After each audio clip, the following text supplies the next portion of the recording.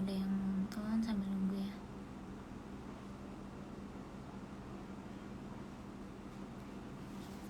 Halo Kak, selamat datang di grup di live Deep Sleepy ya Kak ya. Malam hari ini kita bakal ada tema yang menarik banget. Halo halo halo. Malam hari ini kita bakal ada tema yang menarik banget. Mungkin teman-teman semuanya udah pada tahu ya. Jadi nanti kita ada tema tentang pokoknya anak Gen Z banget deh. Nggak cuma Gen Z sih sebenarnya, semuanya gitu. Cuma kebanyakan dari kita, apalagi Gen Z, pasti bakal sering banget menghadapi masalah ini gitu ya. Jadi ini nanti kita tema malam hari ini itu tentang patah hati bikin kesehatan ambyar. Bener gak sih sebenarnya kayak gitu teman-teman? Apalagi kan anak-anak muda zaman sekarang ya.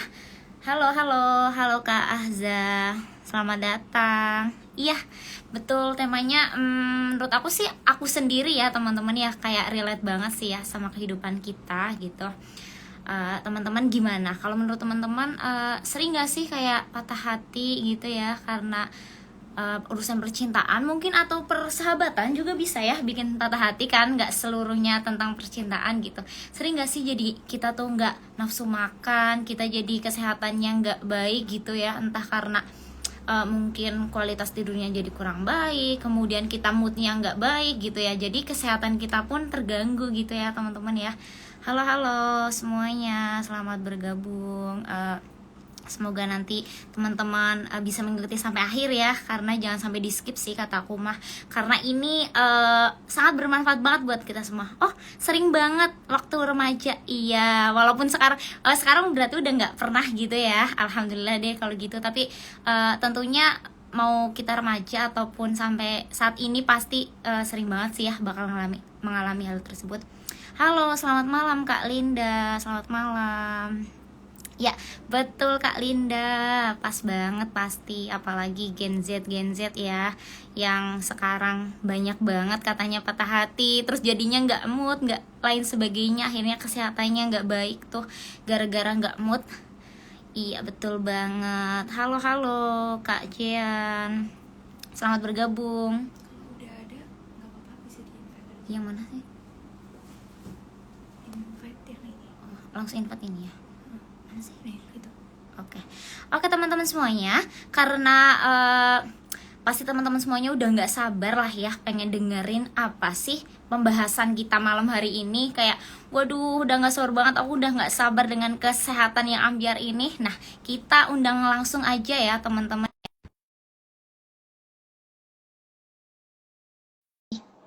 Oke, udah aku undang teman-teman semuanya. Oke, sambil ditunggu ya guys ya. Oke. Halo, Halo Kak Daud, selamat halo, malam. malam. Suara saya kedengaran? Jelas? Kedengeran Oke, jelas. Suara saya gimana sip. Kak? Jelas, jelas. Saya jelas. Oke, Siap, siap. aman? Aman, Oke. aman, aman. Iya. Gimana Kak Daud kesehariannya sekarang, Kak Daud lagi di mana Oh, Kak? saya lagi di rumah Oke. kebetulan.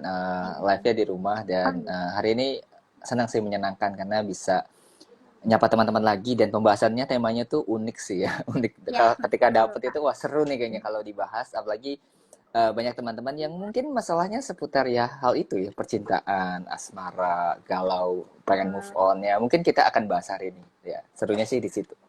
Oke, iya Kak. Oh ya teman-teman, sebelumnya biar teman-teman makin kenal, katanya kan tak kenal maka tak sayang gitu ya teman-teman ya. Kita kenali dulu ya sebelumnya. Perkenalkan, aku Nova Selvia Kak Daud. Jadi aku di sini sebagai host live malam hari Oke. ini ya Kak ya. Mm-mm.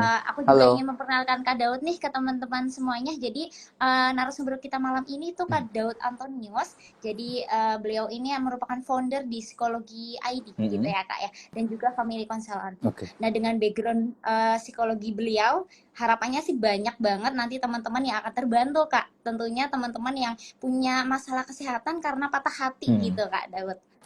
Oke. Oke. Siap, siap, siap. Oke, boleh kita mulai ya, Kak ya? Boleh, silakan. Silakan. Oke.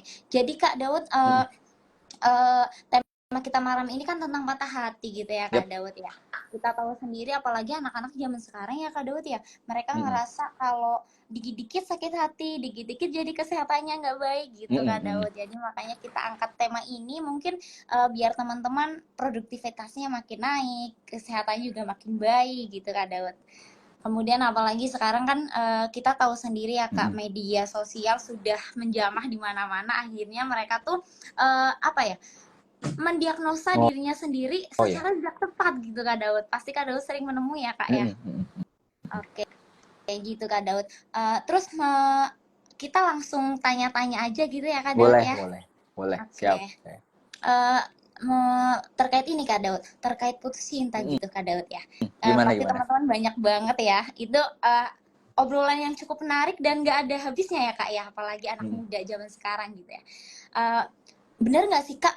Kenapa sih kok putus cinta itu bisa menjadi sesuatu hal yang menyakitkan di tubuh manusia gitu? Oke. Itu tuh sebabnya karena apa ya Kak ya kira-kira ya? Nah, menarik ya, karena gini, banyak memang yang ketika putus, ditinggal, dikhianati, bahkan tuh ada rasa sesak gitu ya, nggak nyaman.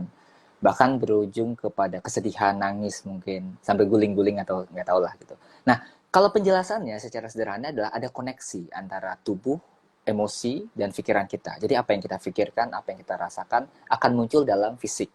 Ya seperti misalnya mungkin teman-teman pernah dengar istilah psikosomatis, yaitu masalah fisik yang disebabkan sebenarnya karena emosi. Terlalu menahan amarah, terlalu menahan kesedihan, terlalu menahan rasa kecewa, akhirnya munculnya di sakit fisik. Nah, patah hati atau putus cinta juga serupa dengan hal itu. Ngomongin soal ekspektasi, jadi kita ada harapan di kepala kita tentang pasangan kita. Atau misalnya harapan tentang pekerjaan, atau harapan tentang sahabat kita.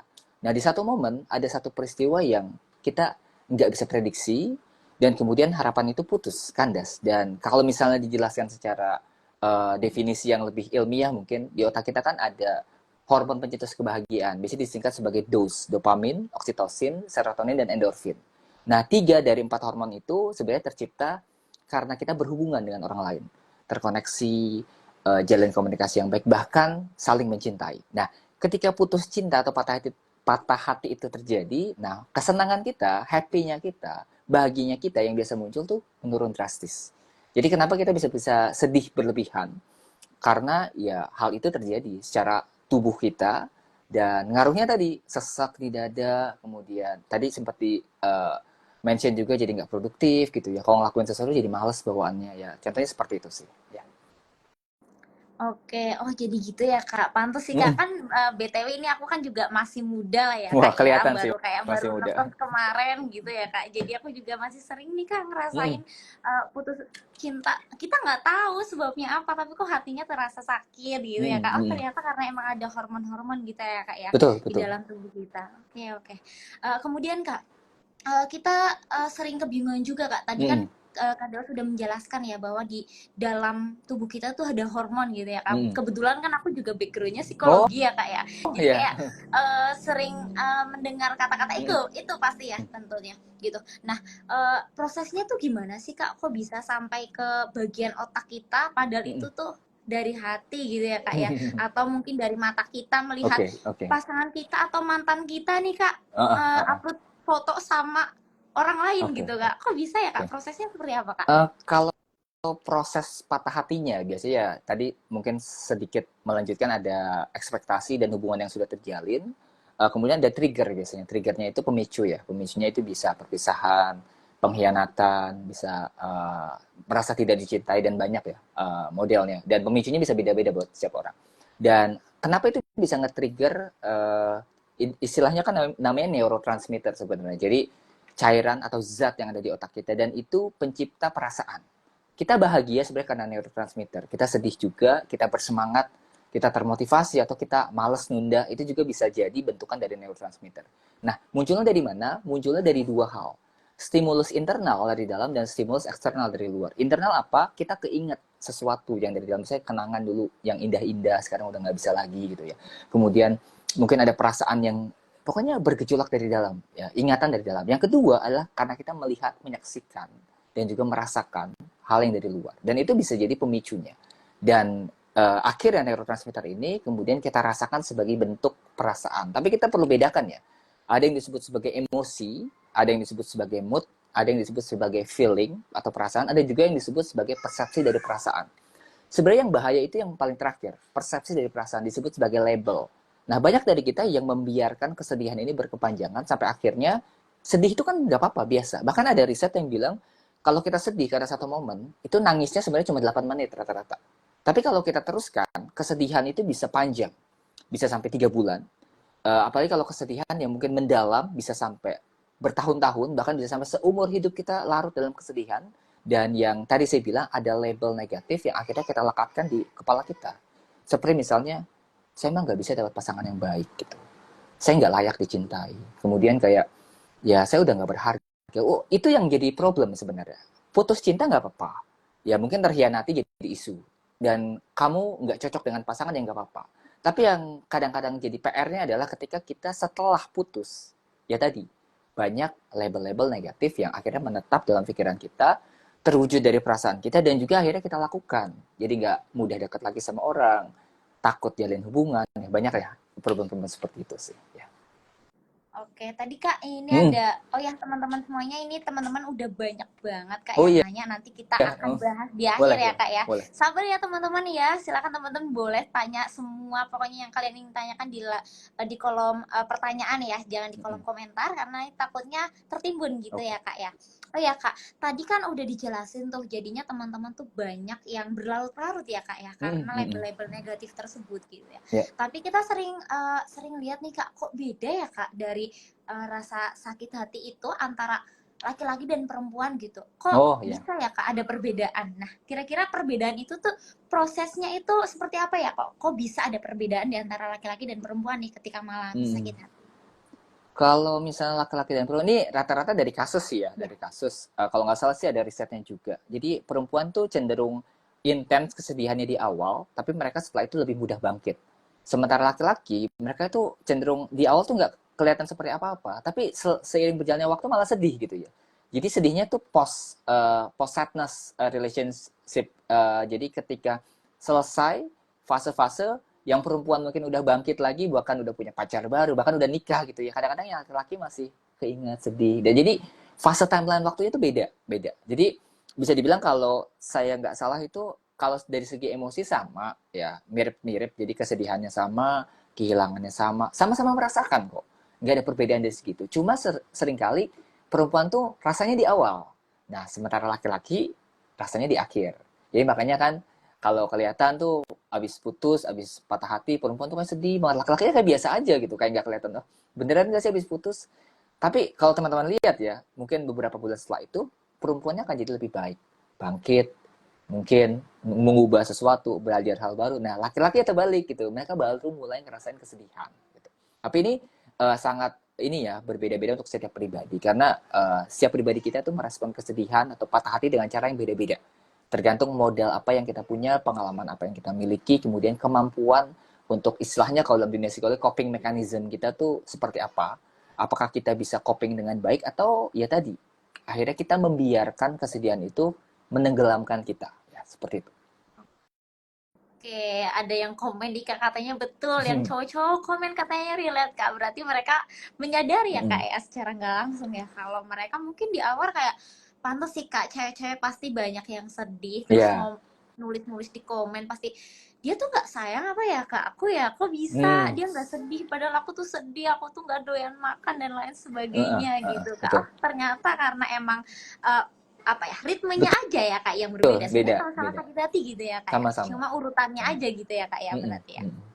oh gitu oke Kak oke kemudian kita sebenarnya wajar nggak sih Kak sakit hati tadi kan Kak Daus bilang ya Kak kalau kita tuh nggak apa-apa loh sedih kita tuh nggak Mm-mm, apa-apa loh nangis gitu tapi wajar nggak betul. sih Kak kalau manusia itu tuh sakit hati gitu. Oke, kalau misalnya definisi sakit hati kan sebenarnya bukan fisik ya, hatinya sakit disfungsi hati gitu ya, bukan gitu. Tapi sakit hati sebenarnya lebih kepada mendeskripsikan sesuatu sakit yang emosional, sesuatu yang lebih sifatnya terluka karena satu kejadian yang besar. Ya mungkin kalau mirip-mirip sama trauma gitu, kalau kita boleh minjem kata-kata. Tapi trauma mungkin sifatnya nantinya lebih ke psychological issue atau mental health ya. Isu kalau patah hati nggak selalu tentang itu. Tapi intinya, ketika kita sakit hati, biasanya memang ada satu kejadian yang belum bisa kita terima dan proses dengan baik. Artinya, kesedihan, perpisahan, kekecewaan, apapun jenis emosi negatifnya itu belum bisa kita maknai. Jadi endingnya gini, kalau tadi kan ada pertanyaan tentang prosesnya. Sebenarnya kan ada proses penerimaan. Kalau teman-teman pernah dengar istilah namanya stage of grieving. Jadi ada 5 fase, teori terbaru jadi ada 6. Ada fase denial, menolak, ada fase anger, dia marah, ada fase dia tawar-menawar biasanya, atau yang ketiga dan yang keempat akhirnya fase feeling depressed, yaitu fase ya tadi galau-galauan gitu ya. Dan yang terakhir fase menerima, acceptance. Dan ternyata di terakhir lagi di 6 ada pembaruan, yaitu fase menemukan makna.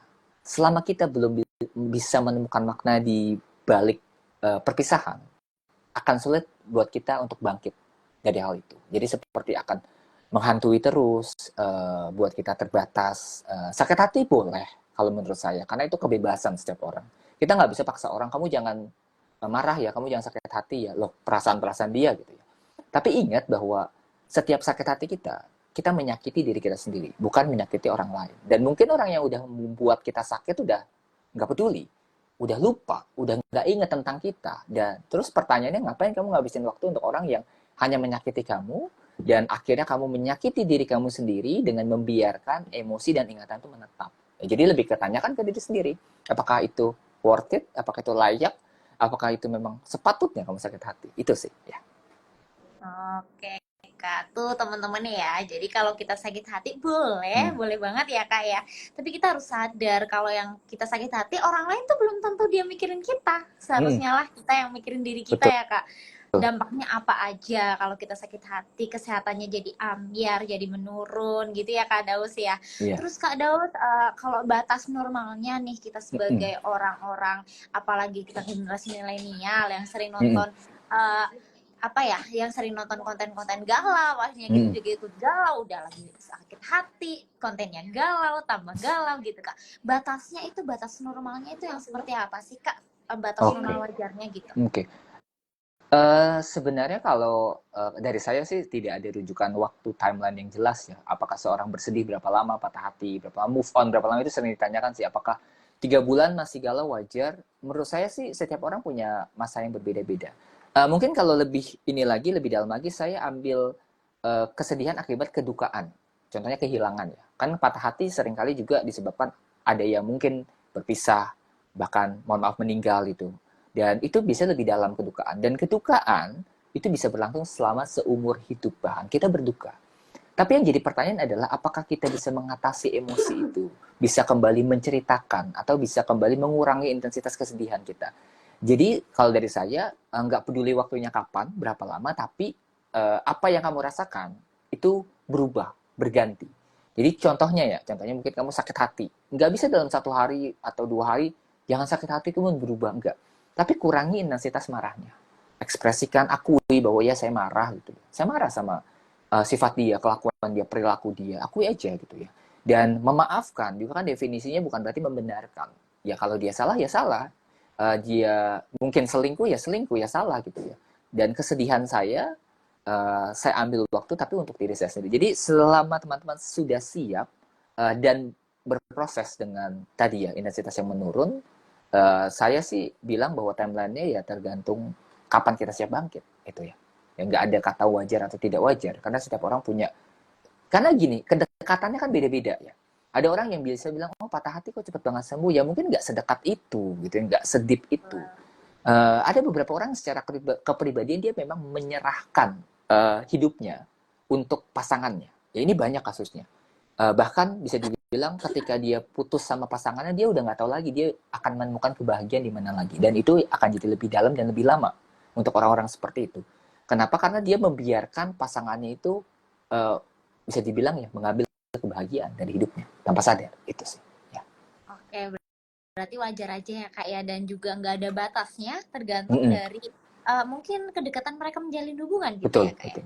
Tapi Kak, sering banget ya, Kak, kadang kayak kata-kata sakit hati, kemudian kita galau dan lain sebagainya, banyak tuh orang-orang yang jadinya memandang kita sebelah mata, kayak apa sih lu, lebay deh, kayak gitu, Kak. Sering banget ya gitu. Nah itu tuh gimana ya, Kak, kalau ada kata-kata kayak gitu ya, Kak? Kita menanginnya seperti apa sih, Kak, harusnya? Kalau kita sebagai orang yang mengalami cukup memahami aja bahwa nggak semua orang akan merasakan apa yang kita rasakan. Mereka kadang-kadang cuma penasaran, cuma pengen tahu, cuma pengen ikut campur kadang-kadang gitu ya. Tapi kalau kita sebagai orang lain yang mungkin punya teman dekat, punya sahabat yang lagi ngerasain hal seperti itu, kamu nggak usah banyak bersikap, nggak usah banyak omong, cukup mungkin dengarkan saja kalau dia cukup siap untuk bicara, sebatas itu aja. Karena nggak semua orang pengen masalah selesai cepat loh. Saya kebetulan kan tadi ya family counselor juga, jadi dapat banyak problem, isu tentang keluarga, tentang personal, counseling terapi gitu. Dan beberapa dari mereka memang butuh waktu untuk menikmati perpisahan, butuh waktu untuk menikmati kegalauan, dan gak usah diusik gitu ya, biarin aja. Mau sedih ya biarin aja, nikmatin dulu sampai sedihnya selesai, karena setiap emosi itu baik. Kesedihan kita baik, kemarahan kita baik juga maksudnya, dan ya udah enjoy aja gitu. Dan kalau misalnya orang lain ngomong apapun itu di luar kendali, biarkan. eh, Lebih kepada ya, saya fokus ke perasaan saya fokus ke diri saya, dan orang lain mau ngomong apa ya itu urusan mereka, bukan urusan saya, itu sih ya. Oke, gitu ya guys ya. Jadi jangan terlalu didengarkan. Yang penting Kak, kita fokus untuk apa ya, menyembuhkan diri kita gitu ya Kak ya. Hmm, hmm. Oke Kak, jadi secara dari tadi penjelasan Kak Daus ini, apakah sakit hati ini tuh membuat kita hancur nggak sih Kak secara fisik? Karena kan ibaratnya sakit hati itu kan di mental kita ya Kak, di Iya. emosional kita gitu. Itu mempengaruhi fisik kita nggak Kak sebenarnya? Pengaruh, ada koneksinya karena apa yang kita rasakan tubuh kita akan merespon, dan mungkin teman-teman pernah dengar istilah namanya ada muscle memory, jadi merekam tubuh kita, ada istilah namanya ada buku bahkan judulnya The Body Keeps the Score, bahwa tubuh kita tuh menyimpan emosi, dan itu sudah ada penelitiannya dari neuroscientist bahkan, bahwa bagian-bagian tubuh kita itu ada ingatan-ingatannya. Contohnya misalnya ketika kita sakit hati sama seseorang atau pernah punya trauma ya, ketika ke-trigger lagi bagian tubuh itu akan ngasih sinyal sakit ya. Dan demikian juga dengan sakit hati, kadang-kadang sesaknya di dada. Kenapa sesaknya di dada? Ya karena kita menahan emosinya di situ, menahan kesedihan, menahan kecewa, menahan bisa dibilang perasaan-perasaan yang negatif, nggak dibiarkan keluar, walaupun butuh waktu, walaupun butuh ya tadi saya bilang menikmati momennya, tapi akan ada waktunya dia keluar. Karena kalau kita tekan, sama seperti bisa dibilang ya hukum tekanan ya, fisika mungkin. Kalau kita nekan air pakai gayung, itu mainan anak kecil ya, saya juga dulu sering main ya. Lama-lama kan dia akan keluar dengan lebih kuat, dan kadang-kadang keluarnya tanpa prediksi. Dan itu yang terjadi ketika kita nyimpen sakit hati. Keluarnya tanpa sebab, karena setiap emosi itu energi, ya, energi. Jadi bisa dibilang akhirnya muncul ke apa nih, pusing, sakit kepala, leher pegal, bahkan sering mual. Ya bisa jadi bukan cuma sakit fisik, tapi bisa jadi ada emosi yang belum selesai, ada emosi yang belum dituntaskan. Pengaruh atau enggak ya sangat pengaruh. Oke, kayaknya yang bergabung di sini semua kaum-kaum patah hati semua, Kak. Jadi kayaknya dari tadi komennya isinya setuju Kak, Hmm. iya benar, ya Allah. Semoga bermanfaat banget ya pasti ini buat teman-teman semuanya ya. Oh iya Kak, berarti sering nih Kak, teman-teman yang berlarut-larut dengan kesedihannya, Kak, akhirnya Hmm. mereka jadi susah tidur, Iya. kemudian mereka jadi entah mereka susah tidur atau jadi tidur seharian atau Oh mereka ya. udah tidur sebenarnya tapi bangun tuh kerasa capek lagi Kak. Itu tuh Hmm. berpengaruh ke situ Kakak atau gimana Kak? Ya, pengaruh betul. Karena kan tidur nggak cuma tentang durasi ya, tapi tentang kualitas. Ada istilah namanya light sleep, normal sleep, deep sleep. Dan yang paling bisa dibilang membuat diri kita pulih adalah deep sleep. Nah, pertanyaannya adalah kalau tidur asal tidur ya nggak efektif gitu ya, teman-teman. Jadi teman-teman perlu waktu khusus untuk tidur. Deep sleep itu kan tidur tanpa mimpi ya. Tidur di mana kita recovery, restorasi tubuh, tubuh kita yang sakit. Kalau misalnya ke dokter suruh istirahat tidur, ya tidur deep harusnya. Kalau deep sleep dilakukan, harusnya sembuh lebih cepat. Dan ketika kita sakit hati, patah hati, tanpa sadar kesedihan itu mengganggu sih, mengganggu waktu tidur istirahat kita, dan ya bisa dibilang akhirnya pengaruhnya kemana-mana, ke kerjaan, ke kampus, kuliah, jadi males gitu ya, jadi sering bengong mungkin, ya karena ngantuk juga bisa tadi bawaannya, tiba-tiba pas kerja jadi ngantuk, ya itu bisa ngaruh dari sana, dari emosinya. Oke, pantes sih Kak, sering banget ya Kak, pasti aku lihat teman-teman pada posting story insomnia dan lain Hmm, sebagainya. Padahal mereka karena mungkin lagi galau aja gitu ya Kak ya ya. bisa jadi. Jadinya mereka berpengaruh segitunya gitu ya Kak ke fisik kita, apalagi ke rasa ngantuk gitu ya Kak mungkin ya Kak. Mm-mm. Terus Kak, bagaimana sih Kak kita cara kita menjaga kesehatan tubuh nih Kak biar cepet sehat walaupun kita lagi patah hati mungkin kemudian kita jadi kualitas tidurnya terganggu dan lain sebagainya itu gimana Kak? Kalau yang paling esensial, yang paling basic ya 3 poin sih. Kalau misalnya bicara soal kesehatan fisik ya dan kesehatan mental ini satu yang bisa dibilang sinergi. Yang pertama adalah ngomongin soal makan, asupan makan. Banyak orang yang kalau patah hati tuh jadi males makan, atau yang kedua malah jadi emotional eating, makan mulu ya karena stres. Jadinya ngaruh ya ke tubuh. Dan kebanyakan pilihan makannya tuh yang nggak sehat, yang asin atau manis karena lagi stres aja. Pengen ngalihin ke makanan yang rasanya tuh kuat biasanya. Dan itu pertama, makan, diperhatikan. Jadi jangan lupa makan dan pilih makanan kalau bisa jangan yang terlalu asin atau manis, takutnya jadi malah ke emotional eating. Yang kedua, tidur itu penting. Kenapa? Ya tadi saya bilang kesedihan kita, kegalauan kita, break state-nya atau state di mana kita istirahatnya sebenarnya adalah tidur. Ya, dan tidur yang deep tentunya. Tidur yang nyenyak buat teman-teman. Dan yang ketiga adalah gerakan fisik. Itu 3 hal yang esensial. Jadi makanan dan minuman yang kita makan, kemudian yang kedua tidur yang berkualitas yang cukup, dan yang ketiga adalah gerakan fisik, olahraga, jalan pagi atau teman-teman yang suka olahraga permainan silahkan, karena tiga-tiganya itu kalau misalnya kita lihat ya itu ngaruh banget ke kesehatan fisik dan mental ya. Untuk orang-orang yang suka olahraga akan lebih terjaga mentalnya, bahkan untuk orang-orang yang tidurnya lebih baik akan lebih terhindar dari isu-isu seperti overthinking, seperti anxiety, seperti patah hati yang berkepanjangan sih itu ya. Oke Kak, jadi tadi banyak banget ya Kak ya, biar kita tetap sehat walaupun mungkin banyak banget pengaruh ke tubuh kita gitu ya Kak. Terus tadi tadi aku denger-denger selalu kata-kata deep gitu ya Kak, kayak sebuah produk nih Kak yang lagi kita gandrung-gandrungi di sebagian orang, di kebanyakan orang di akhir-akhir ini Kak. Mungkin karena mereka patah hati dan lain sebagainya gitu ya Kak, jadi mereka susah tidur dan lain sebagainya. Kayaknya emang bener ya Kak ya, jadi uh, salah satunya juga bisa menjaga kita dari kualitas yang tidur yang baik ya kita usaha selain tadi mungkin kita juga bisa ya kak ya dengan mengkonsumsi hal-hal yang mendukung biar kita bisa tidur lebih bagus gitu ya kak Ya. kualitas tidur bagus gitu ya kak ya. Oke.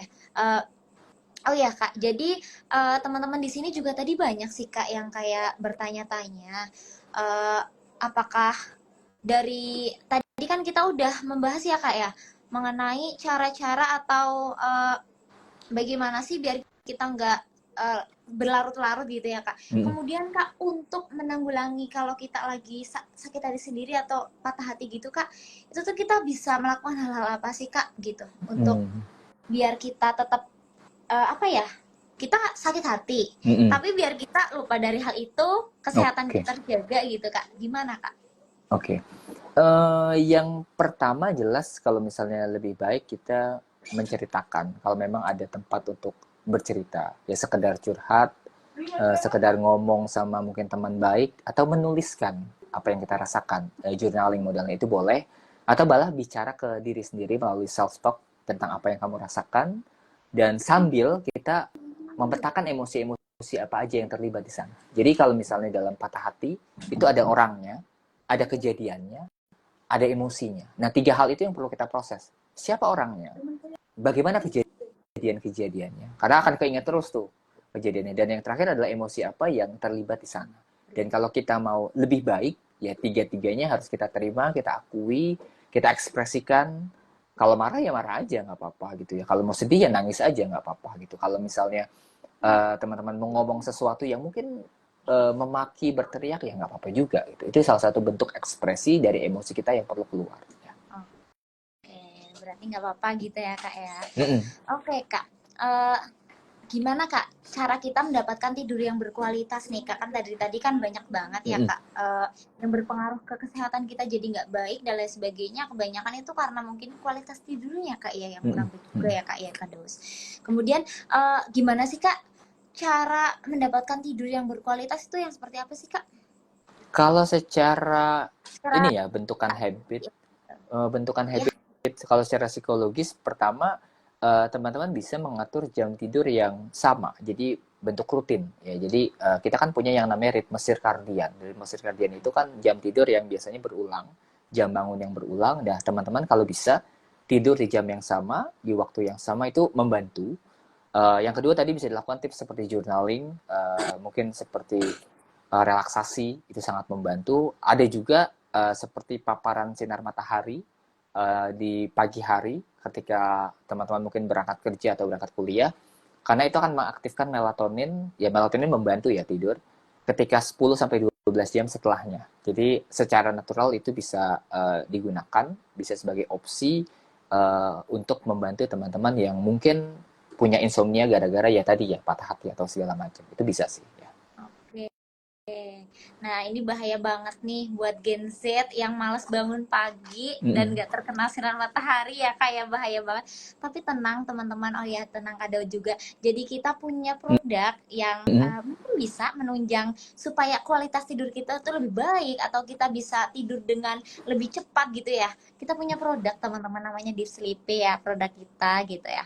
Yang ada di Instagram kita ini produk Deep Sleepy, teman-teman nanti bisa scroll-scroll dan lain Mm-mm. sebagainya. Jadi produk Deep Sleepy ini Kak Daud, sorry, jadi produk Deep Sleepy ini terbuat dari madu hitam asli ya. Jadi bisa Oke. membantu teman-teman meningkatkan kualitas tidur yang baik demi menjaga kesehatan akibat kurang tidur.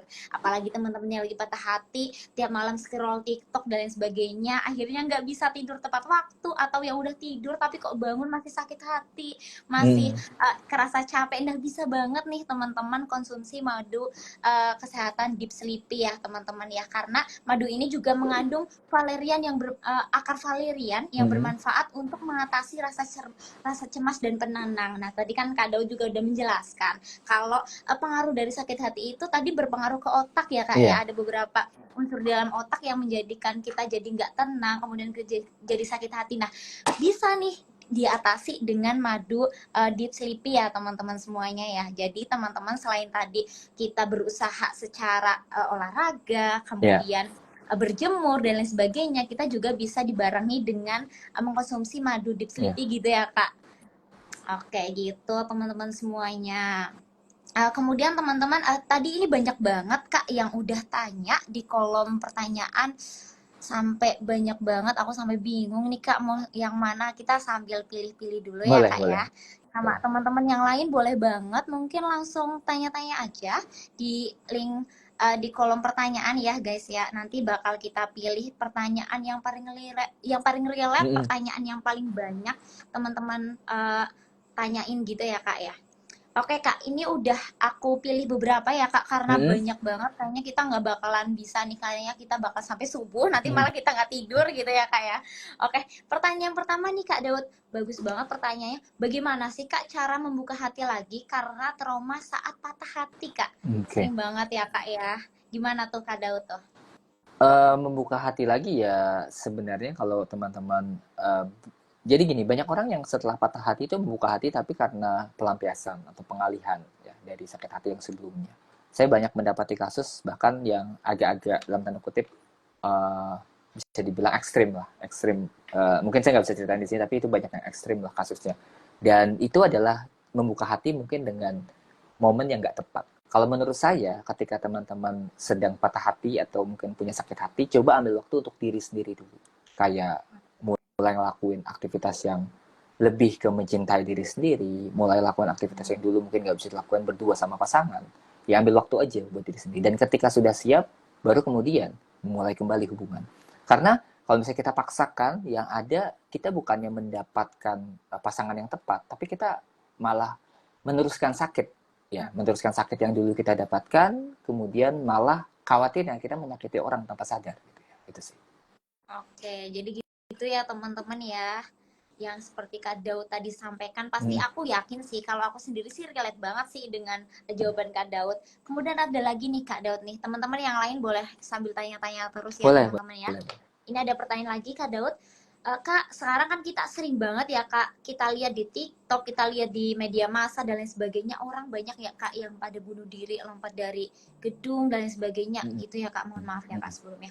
Nah, apakah ini termasuk dari gangguan mental ya Kak atau gimana nih Kak? Oke. Kalau suicidal sebenarnya itu berjenjang ya. Jadi ada tahap biasanya nggak langsung terjadi. Jadi mereka rata-rata, tapi nggak semua ya, ada kecenderungan depresi memang. Dan sebelum mereka melakukan tindakan bunuh diri, mereka biasanya ada sinyal-sinyal, ada beberapa pesan yang disampaikan. Dan kasusnya banyak sih. Saya bahkan pernah punya klien yang, mohon maaf, pernah hampir nusuk dirinya sendiri, motong nadinya sendiri itu hampir, tapi bersyukurnya semuanya selamat gitu ya. Mungkin belum waktunya, saya sih mikir ya. Dan ketika di screening ya ada kecenderungan depresi, stres yang berat. Dan itu berjenjang dari mungkin perasaan awalnya hampa, stres, nggak ngerasain apa-apa, kemudian ada yang akhirnya menyakiti diri sendiri, sesederhana menunda waktu makan, jadi workaholic ya, kerjanya terlalu over, kemudian akhirnya memukul diri sendiri, ngejambak diri sendiri, nusuk diri sendiri dengan pulpen, maaf, benda tajam, ataupun hal-hal lain, dan sampai ada pikiran bahwa mati kayaknya enak ya, gitu. Saya nggak ada di dunia ini, kayaknya lebih enak ya. Dan itu sebenarnya udah warning bahwa kamu butuh untuk bercerita, kamu butuh untuk ngasih tahu orang bahwa apa yang kamu rasakan saat ini. Pikiran untuk mengakhiri hidup itu bisa dibilang pikiran liar yang itu berangkat dari insting kita. Insting manusia kan banyak ya. Salah satunya kalau misalnya tadi Novi ya hostnya ya. Kenapa Kak? Oh, Nova. Aduh, saya Iya. salah huruf. Nova kan dari psikologi mungkin Iya, pernah Kak. belajar tentang psikoanalisa. Psikoanalisa itu punya dua insting untuk hidup dan insting untuk mati. Dan insting untuk mati itu sebenarnya udah ada dalam diri kita. Ada pikiran-pikiran, mati aja deh. Pikiran-pikiran untuk kecelakain orang aja. Tapi bukan berarti itu harus kita lakukan.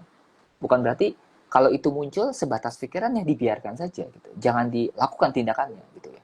Jadi kayak saya pengen mati, kamu counter, enggak, saya mensyukuri hidup saya gitu. Saya udah punya kesempatan untuk hidup, masalah saya pasti ada jalan keluarnya. Kalaupun nggak ada jalan keluarnya, ya saya butuh waktu untuk memproses apa yang terjadi ini, karena ketika kita melanjutkan pikiran itu, khawatirnya itu jadi action, jadi real, nyata. Dan bunuh diri biasanya kalau ngomong tadi gangguan kesehatannya biasanya rentan dekat dengan depresi, dekat dengan PTSD juga. Jadi ada juga beberapa yang BPD dan segala macam itu masuk sih. Ya, jadi beda-beda sih kalau ngomongin soal diagnosis klinisnya beda-beda. Tapi biasanya itu adalah ciri, contohnya keinginan untuk mengakhiri hidup, keinginan untuk melukai diri sendiri, itu adalah ciri atau gejala dari masalah yang lebih mayor lagi. Yang kalau misalnya diperiksakan di screening mungkin dia memang punya isu tentang kesehatan mental atau isu gangguan psikologis ya. Gitu. Oke, berarti untuk memutusnya itu gimana ya Kak ya? Kalau memang ada warning sign seperti itu, ya cara terbaik adalah konsultasi. Konsultasi ke psikolog. Kalau memang nanti butuh dirujuk ke psikiater, ya dipersilahkan dirujuk. Karena beberapa klien saya juga rujukan dari psikiater kebetulan. Jadi ada beberapa psikiater yang akhirnya minta 2 psikoterapi sama terapi obat. Jadi ada kebanyakan depresi, mereka konsumsi obat berkala, dan juga mereka jalanin konseling psikoterapi. Dan ininya sih beruntungnya dan ajaibnya ya perubahannya signifikan, ya bisa dibilang. Pikiran-pikiran negatif, kesedihan, dan keinginan-keinginan untuk mengakhiri hidupnya ya bisa jadi kan putus asa, patah hati, sakit hati juga gitu ya. Itu ya lama-lama bisa diproses dengan baik ya. Gitu ya teman-teman ya, jangan sampai kita melanjutkan pemikiran-pemikiran gitu ya Kak ya. Betul, betul, Kita betul. cukup kita potong, kita cut, pokoknya kita harus Ya. hidup bahagia gitu ya Kak ya. Jangan sampai ya teman-teman ya, pokoknya dunia masih indah gitu ya Kak. Masih ada seblak yang harus kita cobain ya Iya, teman-teman. betul, enak itu. Pedas lagi. Kemudian Kak, ada pertanyaan lagi nih Kak. Apakah ada Kak cara menerima yang ikhlas Kak dengan usaha lagi dan gak baperan? Ada nggak Kak tipsnya biar kita bisa ikhlas dengan usaha lagi nyari yang baru mungkin atau dan lain sebagainya, atau berusaha menjadi diri kita yang lebih baik gitu Kak, dan gak baperan lagi? Itu ada nggak Kak tipsnya Kak? Kalau baper atau emosinya ke-trigger lagi, sampai kapanpun akan ke-trigger sih. Tapi biasanya rasanya akan beda. Kalau kamu udah bisa menerima kejadiannya, udah bisa memproses emosinya, kamu akan masih ingat. Bahkan bisa menceritakannya, tapi dengan ketawa-tawa mungkin, dengan, dulu pernah putus, dulu pernah sakit hati gitu ya. Tapi kalau misalnya orang yang belum memprosesnya dengan baik, dia akan marah. Dia akan ganggu fisiknya. Dia akan, kalau ada trigger yang muncul, kayak bawaannya kesel, nggak nyaman gitu. kalau cara untuk ikhlas, setiap orang punya journey-nya masing-masing yang beda-beda. Tapi kalau mengutip dari yang tadi saya sempat sampaikan juga, jadi ini namanya konsepnya logoterapi ya dalam psikologi. Jadi ini terapi kebermaknaan hidup. Pencetusnya namanya Viktor Frankl. Itu bagus banget bukunya. Man's Search Meaning kalau nggak salah judulnya. Jadi perjalanan dia ketika dia jadi korban pembantaian Nazi zaman dulu. Jadi dia adalah seorang psikiater. Dan di situ dia menemukan bahwa ini kalau definisi Indonesianya ya, perasaan ikhlas, ketenangan itu muncul dari cara kita memaknai kejadian. Dan makna itu nggak bisa diberikan. Makna harus kita temukan. Contohnya dari kedukaan, misalnya ditinggal meninggal, dari patah hati, putus cinta. Pertanyaan adalah makna apa yang bisa kita temukan. Karena kalau kita bisa menemukan makna, kita bisa ikhlas. Kita bisa menemukan bahwa maksud Tuhan, kalau ngomongin soal spiritual, maksud Tuhan apa ya menghadirkan kisah saya yang tragis sedih ini. Atau misalnya maksud kehidupan. Ada orang juga yang pakai kata istilah maksud semesta gitu ya. Boleh apapun. Intinya sih tentang makna. Tentang bahwa kejadian yang terjadi sama kamu, seburuk dan sebaik apapun, pasti ada tujuan. Ada makna. Untuk membuat kamu seperti apa? Untuk membuat kamu belajar menjadi apa? Dan kalau sudah menemukan itu, enaknya sih ikhlasnya itu jadi lebih cepat. Ya. Oke. Jadi kita bisa ya Kak, tips yang paling ampuh adalah mencari makna dari itu semua ya Kak. Pasti akan ada jawaban yang tepat gitu ya kan. Dan bahagia yang lebih tepat mungkin ya Kak. Betul. Barangkali kita dijauhkan dari si A ini memang Ya, karena benar. ada si B yang lebih bagus gitu ya Betul. Kak ya. Jadi kita harus selalu positive thinking juga ya Kak ya ternyata ya Kak. Oke Kak, lanjut ya Kak ya. Boleh. Oke.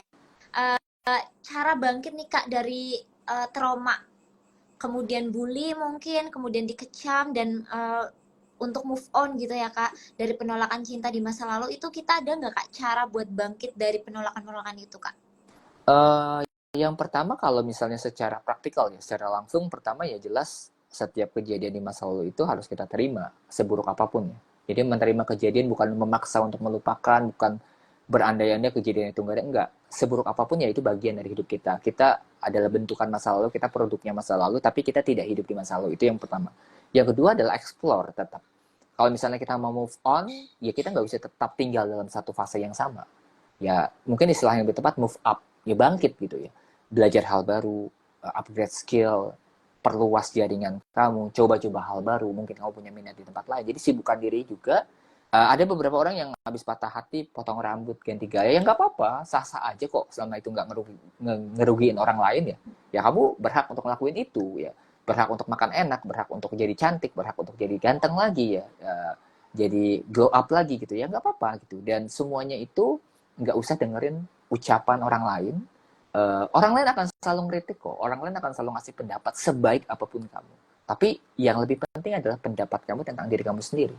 Apakah kamu merasa lebih baik? Apakah kamu dengan melakukan itu, akhirnya diri kamu bisa bangkit tadi. Ya, jadi nggak ada cara lain selain menemukan kembali apa yang kamu sukai dan melakukan apa yang kamu sukai. Gitu. Oke, betul banget sih Kak. Apalagi sekarang banyak banget ya Kak di TikTok juga berseliweran kayak, oke, kalau kalian ngerasa aku nggak setara, aku akan lebih nggak setara dari kamu gitu ya Kak ya. Jadi sekarang juga udah banyak orang-orang yang mulai merasa bahwa diri kita itu lebih penting gitu ya Kak. Yeah. Loh, katanya ada nih Kak yang sulit tidur karena mikirin pinjol. Jadi ternyata Waduh. nggak cuma sakit hati aja ya. Sulit tidur tuh karena banyak hal ya ternyata ya guys ya. Ada yang sulit tidur karena mikirin pinjol katanya. Kemudian banyak banget ini Kak. Oh, ada yang udah order justru Kak malah Kak. Wih, keren banget nih teman-teman, udah langsung gercep ya, tahu ya kalau deep sleep itu sangat bermanfaat ya buat kita yang susah tidur gitu ya Kak ya. Oke Kak, aku lanjut ya Kak ya. Di sini ada lagi nih Kak yang tanya, cara seseorang yang udah depresi Kak karena udah ditolak cintanya, lalu dia melukai diri. Nah, ini mungkin tadi sedikit apa ya, mirip-mirip sama tadi ya Kak ya, yang mengakhiri hidupnya gitu ya Kak. Itu tuh gimana nih pendapat dari Kak Daud sendiri nih? Kalau misalnya depresi itu kan dibagi jadi dua ya, feeling depression atau memang depresi secara gangguan ya, klinis ya. Kalau feeling depression, setiap orang pasti mengalami, misalnya sedih banget atau kecewa berkepanjangan, feeling depressed gitu ya. Tapi kalau misalnya diagnosis klinis yang depresi ya harus didiagnosis sama profesional. Kamu harus ke psikolog untuk screening ya. Dan kalau misalnya kamu feeling depressed sampai akhirnya menyakiti diri sendiri, saya kemarin sempat bagiin sih tips, ini ngaruh ke adiksi, ke self harm juga. Ada cara yang biasanya dilakukan, disingkat sebagai 4M ya, 3M atau 4M kemarin. Yang pertama adalah menunda. Kalau kamu misalnya pengen apa menyakiti diri kamu sendiri, coba untuk tunda dulu. Setidaknya tunda selama 30 menit ya. Jadi stop untuk nggak nyakitin diri dulu, hindari dari benda-benda itu. Yang kedua adalah coba untuk mengalihkan. Jadi menunda, yang kedua mengalihkan. Jadi 30 menit itu kamu alihkan ke hal yang lain. Contohnya main game, boleh kok. Kemudian nelfon teman, curhat-curhatan, boleh. Atau sekedar lari keliling komplek 30 menit, nggak apa-apa. Karena keinginan untuk menyakiti diri sendiri biasanya munculnya cepat dan berlangsung kurang lebih selama 60 menit dalam otak kita. Jadi kita tuh pengen banget nyakitin. Sama berlaku untuk kebiasaan-kebiasaan buruk ya. Alkohol, pornografi, narkotika, kemudian ya yang aneh-aneh lah. Itu biasanya dopamine rush, itu 60 menit. Ya, jadi tadi pertama itu menunda, yang kedua itu mengalihkan atau bisa ngelakuin hal yang lain. Yang ketiga adalah coba untuk setelah itu mempertimbangkan. Setelah 30 menit berlalu, nanya ke diri sendiri, mempertimbangkan. Bener nggak sih saya pengen nyakitin diri saya sendiri? Memang sepenting itu ya, saya menyakiti diri sendiri. Emang kalau saya menyakiti diri sendiri ini, semuanya akan selesai. Jadi kayak lebih mempertanyakan. Baru yang terakhir memutuskan. Apakah kamu memang beneran ingin menyakiti diri atau enggak? Dan kalau memang masih ada pikiran tadi, balik lagi ke langkah pertama, menunda. Balik lagi ke mengalihkan, dan itu berlangsung selama 3 fase, 3 stage gitu, 3 level sampai 90 menit. Ya kalau memang belum bisa teratasi juga, saran saya sih ya harus ke tenaga profesional, ya, ke psikolog atau psikiater. Karena nggak semua hal akan selesai dengan diri kita sendiri. Ada beberapa kasus di mana kita butuh bantuan juga. Ya syukur-syukur bisa nuntasin sendiri, lebih baik lagi. Tapi kalau misalnya sulit, mentok, ya kamu mungkin butuh opini, pendapat dari profesional. Oke, gitu ya teman-teman ya. Jadi jangan takut, jangan langsung apa ya, mengambil langkah. Waduh, aku kayaknya pengen motong tangan aku nih. Jangan langsung Waduh, ya teman-teman. Karena itu cuma ada 60 menit tadi ya Kak ya. 60 detik ya Kak ya di 60 pemungkinan menit. kita. Jadi, oh 60 60 menit. menit. Jadi tunda dulu teman-teman, tunda dulu selama 60 menit, nanti juga bakal hilang dengan sendirinya gitu ya Ya. Kak ya. Atau bisa kita dengan selingi dengan kegiatan-kegiatan yang lain mungkin ya Kak ya. Oh ya Allah, sedih banget nih Kak. Gimana Kak cara kita mencintai dia tapi dia mencintai orang lain? Ya Allah, dia mencintai orang lain atau dicintai orang lain ini Kak. Kayaknya banyak Ini banget nih Kak yang punya masalah seperti ini Kak. Sedih banget. Ini Gimana Kak? kalau pertanyaan ini sebenarnya bisa dibuat satu tema khusus ya, tapi mungkin panjang banget ya kalau Oke. misalnya dibuat. Jadi kita tuh punya definisi cinta macam-macam ya. Ada yang disebut sebagai cinta yang eros, cinta yang agape. Mungkin pernah dengar teman-teman cinta yang storge, philia, mania. Definisinya banyak-banyak ya, macam-macam. Dan setiap orang tuh punya definisi cinta yang berbeda. Ada orang yang mudah galau mungkin karena dia agape banget, rela berkorban, ngasih semuanya buat pasangannya, bahkan menyakiti diri sendiri untuk supaya pasangannya bahagia. Tapi ada juga yang eros. Eros itu cinta karena fisik, karena karismatik. Kalau memang pasangannya udah nggak menarik lagi, ya udah tinggalin aja gitu. Buat apa gitu? Itu ada yang seperti itu. Dan definisi cinta itu ngaruh ke dalam proses kita patah hati, tersakiti, dan proses dimana kita bangkit lagi. Kadang-kadang ada orang yang setelah patah hati definisinya berubah cintanya. Cintanya yang tadinya tulus jadi main-main. Jadi kayak ya tadi saya bilang ada unsur balas dendam, ada unsur malah ingin balik menyakiti. Dan kalau misalnya dibahas panjang, tapi intinya sih teman-teman pahami dulu definisi cinta kamu dan ketahui bahwa cinta kamu tuh belum tentu sama kayak cinta pasangan kamu. Bisa jadi beda. Bisa jadi dia cinta kamu karena kamu cantik, tapi kamu cinta dia bukan karena dia ganteng. Ya, itu bisa jadi kan. Ya. Oke, jadi ketika cantiknya udah hilang, kita jadi tinggalin gitu ya Kak. Tapi tenang Bisa nih, seperti kata itu. teman-teman pada komen nih Kak, tinggalin aja katanya. Setuju, setuju, tinggalin aja. Tinggalin aja guys ya, kata teman-teman nih. Udah dikasih solusi sama teman-teman yang ada di kolom chat nih teman-teman semuanya. Kemudian teman-teman jangan lupa ya, tadi kita selalu simak pembahasan dari Kak Daud ya, karena nanti kita juga ada kuis. Oke. Kita akan segera lagi akan ada kuis. Jadi teman-teman siap-siap, stay tune terus di sini biar nanti nggak ketinggalan kuisnya, karena kuisnya ini nanti akan ada hadiah ya, tentunya untuk tiga pemenang. Untuk pemenang-pemenang terbaik nanti kita akan ada hadiahnya. Jangan di skip ya teman-teman ya. Oh iya, jangan pusing mikirin yang nggak pasti ya, tanya Kak. Iya dong, kenapa sih kita harus mikirin orang lain gitu ya Kak? Padahal kita aja, aduh mendingan kita senang-senang diri sendiri aja gitu ya Kak Daud ya. Oke, nah ini katanya Kak, kuisnya yang ditunggu-tunggu katanya Kak Daud. Gimana teman-teman, udah siap nih kuisnya? Teman-teman semuanya udah dicatat tadi semuanya ya pembahasan kita malam hari ini tentunya ya. Oke, udah siap kuisnya? Oke,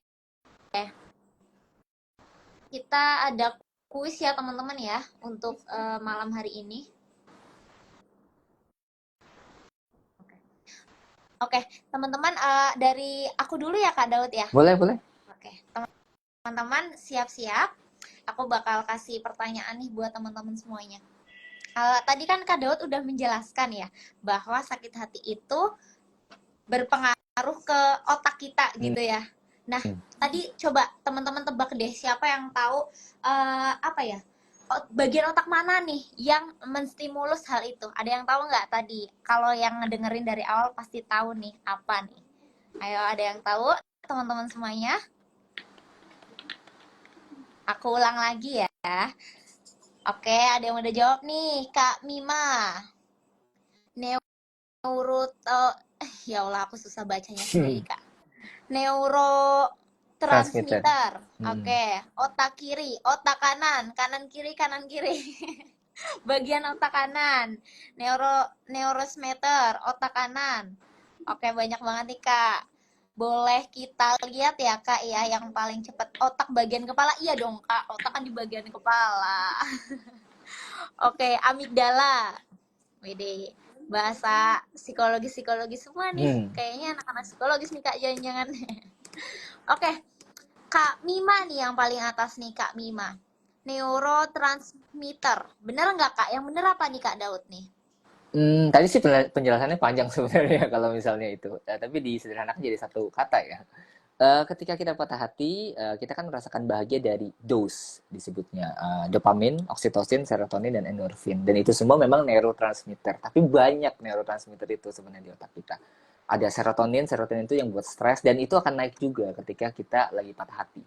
Jadi, tiga pencetus kebahagiaan tadi, dopamin, oksitosin, dan serotonin, tiga-tiganya drop, turun. Dan kemudian, kortisol itu hormon stres, itu naik ya, neurotransmitter stres naik, dan kita akhirnya jadi galau, jadi sesak, jadi gak nyaman.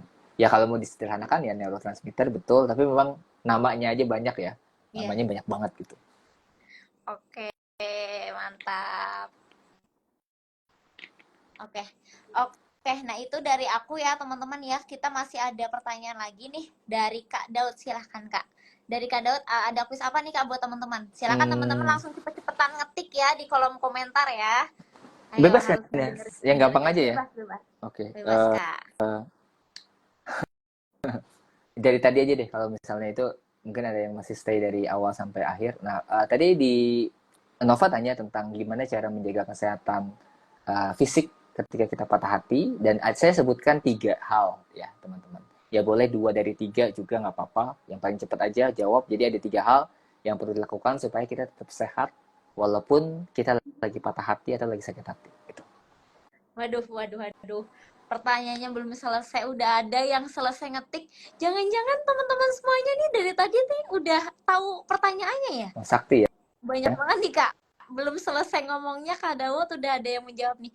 Cara menjaga kesehatan tubuh, jaga asupan makanan, tidur yang berkualitas, melakukan gerakan fisik. Jangan lupa makan, jangan lupa minum. Makanan bergizi, tidur cukup, gerakan fisik. Waduh, kayaknya pinter-pinter semua nih Kak. Dan apa ya? Kayaknya mereka dari awal nih emang sangat menanti-nanti kuis ini nih Kak Daud nih. Oke, banyak banget ya yang udah menjawab. Oke, lanjut ke pertanyaan selanjutnya. Saya juga atau Ya, gimana nih? dari Kak Daud, silakan. Ini aja deh simple tips supaya teman-teman bisa tidur lebih berkualitas, lebih deep, atau tadi ada tipsnya ada 2 dari versi saya sama versi Nova, boleh dua-duanya di-combine ya silahkan. Oke, ayo nih tipsnya apa nih? Udah next, let's go. Ayo teman-teman semuanya, tipsnya apa? Mengatur tidur yang rutin, journaling, relaksasi, berjemur. Wah, kayaknya mereka semua kayak lagi kuliah malam nih sih Kak. Kayak pada nulis semua ya. Kayak bener banget gitu jawabannya. Oke. Oke, udah pada jawab nih. Mm-mm. Dari yang tadi Kak, pertanyaan yang Kak Daud yang pertama. Mm-mm. Silahkan Kak, itu banyak banget ya Kak ya. Ada berapa nih? Untuk pertanyaan aku yang pertama, tadi udah. Kemudian yang Kak Daud, tadi pertanyaan yang kedua, cara menjaga kesehatan tubuh itu ada banyak banget Kak. Ada dari Kak Dea, Kak Januari, Kak Amerta, Kak Mm. Vivi, Dira. Dari Kak Daud nih, silahkan Kak. Jawaban mana Kak yang Hmm. menurut Kak Daud paling menarik Kak? Yang D aja deh boleh paling cepet ya. Oke, Mbak Dea ya yang paling cepet ya. Oke, Heeh. selamat Mbak Dea Nandira ya. Ternyata nggak sia-sia ya kebiasaan chattingan tiap hari kayaknya nih. Jadinya gercep banget ya Kak ya. Mm, mm. Kemudian pertanyaan yang kedua nih dari Kak Daud yang tadi. Eh, silahkan Kak dipilih Kak, yang mana Kak? Karena kombinasi ya nggak cuma saya Iya, doang. Tapi sebenarnya ini sebenarnya betul. banyak yang benar sih ya. Tapi Betul. karena kombinasi dari dua pertanyaan mungkin sebentar. Eh, wah, saya nge-scrollnya jauh banget ya. Waduh, banyak banget ya yang jawabnya. Sebentar, sebentar. Oh, ini ada Ning Nung Ning Dut ya. Nih, Eh, mana nih? tapi ini deep sleeping-nya dia salah tulis ya. Deep Oh, sleeping-nya nulisnya deep sleep ya. gagal, gagal. Sayang sekali gagalan ya. Gagal. Maaf ya Kak Ningnung.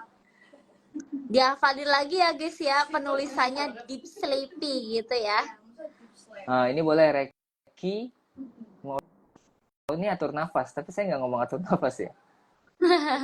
Waduh, waduh. Ini ngarang ya, pada ngarang ya. Kayaknya sih, kayaknya nggak pada ngedengerin ya ini ya. Uh, Main ngarang aja nih ya. Random aja nih, boleh deh adudu underscore 15. Ya, aku juga lihat nih Kak jawabannya nih, Kak Adudu. Boleh. Jam tidur Minum betul, madu rutin tidur. sleepy, atur jadwal tidur. Ya. Oke, selamat ya Kak Adudu ya. Nah, Mm-mm. teman-teman yang lainnya jangan lupa nih penulisannya deep sleepy ya, Mm-mm. jangan deep sleepy ya. Mm-mm. Walaupun mungkin ketika didengarkan artinya sama ya Kak, tidur yang berkualitas itu tadi ya Kak ya. Mm-mm. Oke, Mm-mm. Betul. selamat ya buat teman-teman yang memenangkan kuis pada malam hari ini. Nanti udah ada 3 pemenang ya teman-teman ya. Yang pertama itu tadi nanti kita akan itu ya, akan umumkan semuanya ya 3 pemenangnya. Selamat buat ketiganya. Nanti akan mendapatkan sedikit hadiah dari Deep Sleepy gitu ya teman-teman ya. Mm-mm. Jangan lupa juga ya teman-teman tadi, walaupun entah kalian sakit hati dan lain sebagainya, tapi kalau kalian gak bisa tidur, susah tidur, tidur nggak nyenyak, atau bangun tidur tapi masih tetap capek, Mm-mm. jangan lupa konsumsi Deep Sleepy ya teman-teman ya.